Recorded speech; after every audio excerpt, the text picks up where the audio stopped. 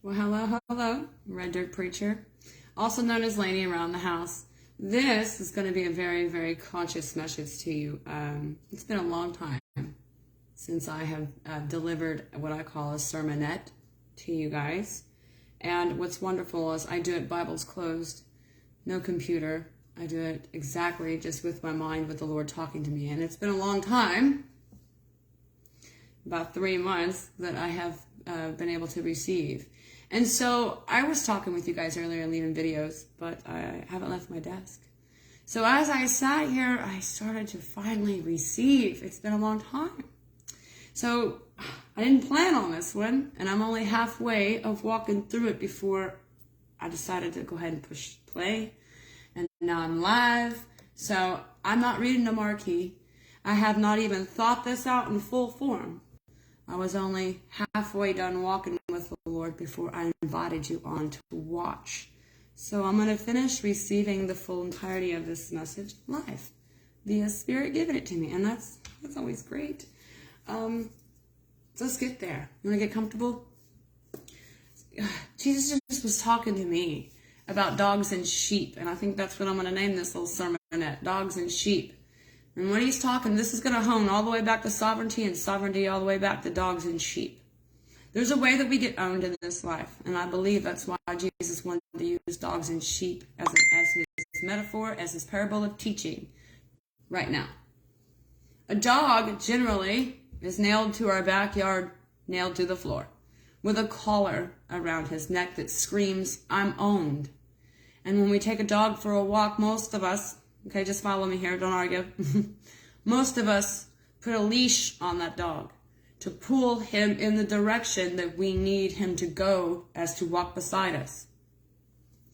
Funny enough, I think a dog knows his way home, but yet he's not allowed to roam. A sheep is kind of ignorant and doesn't know its way back home, yet is allowed to roam. Stay with me, this gets interesting. It's the Lord's teaching tonight. He's alive. He didn't die. The Spirit is here, and it's within me now, and I'm just being a messenger. So praise to him for still being the man he said he was going to be, our teacher. And tonight he's teaching us through dogs and sheep. Dogs are owned by that collar and dictated by that leash. That leash pulls them at the neck and tells them where to go. So they're not even allowed to assert their own free will. They are owned and controlled. Now, Jesus in the Bible doesn't talk about how we're all a pack of dogs. He talks about how we are sheep and he is our shepherd. Now, we've never really truly collared a sheep. We don't really throw collars and leashes. I've never seen a shepherd with a bunch of leashes on sheep. When you're herding sheep, Jesus told me, you do it with a stick, with poking and prodding, tapping the ground, tapping the buttocks of the animal, You guide with a prodding and poking stick. Wow, not a leash. So Jesus was telling me to remind us all that we are sheep in him, not dogs. We're dogs to the world, to be owned, enslaved, and obedient to the ownership around our necks, which are collars, and to the dictator that has the leash that owns us. Jesus' job while we're alive to help us is to help us create sacred sovereignty, where we are in no ownership of no one, where we become owned dogs into called sheep. We don't collar sheep. We don't put leashes on sheep. We call them. And that's what Jesus said. I allow sheep to get lost. Roam about the pasture. If they get lost, I will go find them. And to remind us that we do not need to be owned and to be pulled by the throat from one way to the other. Even though we are sheep and ignorant and we wander off, Jesus will allow us to wander off. It's dogs that usually aren't allowed to wander off. They get in trouble for that. We have chains around dogs' necks to keep them from wandering off. All right, but we are sheep. And God said, I love you so much, I'll allow you to get lost. I'll always come find you. And when a shepherd does go find the sheep, there are a few options there. The shepherd can carry the sheep through the 3 pastures back home, or maybe just one of the pastures. But there's going to be hard work between them both. And that stick that the shepherd has is going to be used to poke the, to slap the buttocks, to move. How you get a horse to move? You kick it in the rear. That stick's going to be used to poke and prod the will of the sheep to get back home. Any lost sheep on any farm is probably being picked up by the shepherd to go where? To the vet, to its grandma's house, to church? No. All sheep are collected that are lost and they're going back home. If sheep could understand language, you're going home.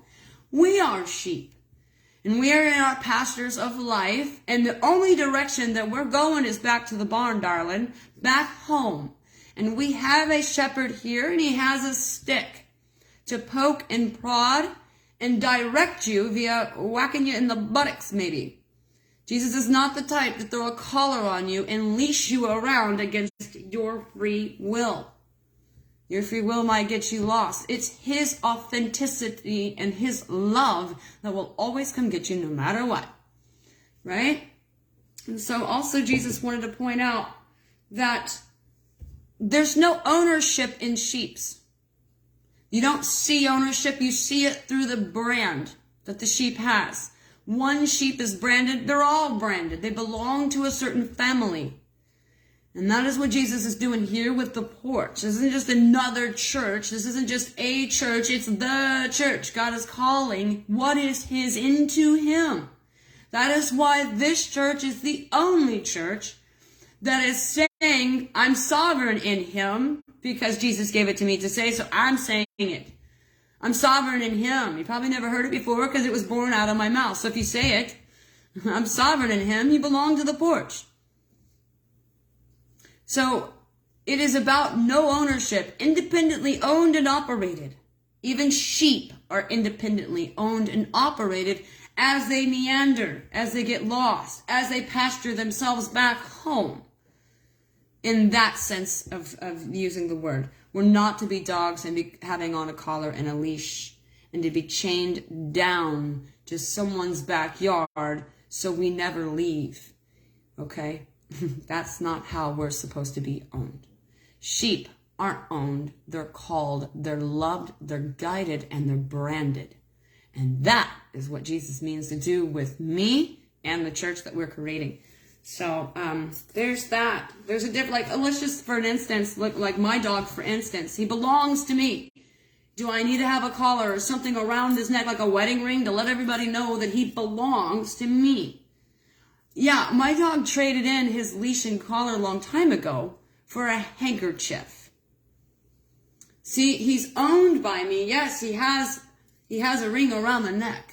It says I have an owner. But it fits more like a Leatherman's jacket than it does a heavy, heavy ring of duty, right?